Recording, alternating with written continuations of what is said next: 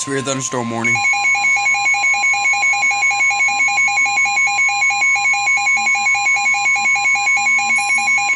The National Weather Service in Raleigh For my county. issued a severe thunderstorm warning for northeastern Wayne County, east central Johnston County, southern Wilson County until 10:30 I'm included. p.m. At 9:30 p.m., a severe thunderstorm located just northwest of Goldsboro, moving southeast at 25 miles per hour.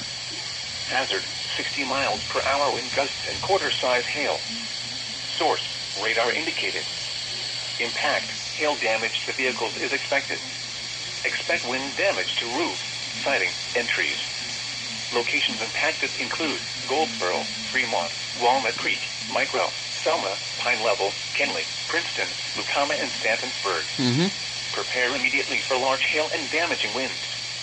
People outside should move immediately to shelter inside a strong building.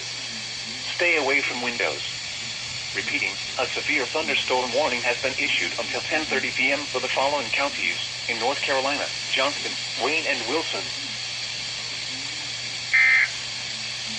That would be my county. Here we go.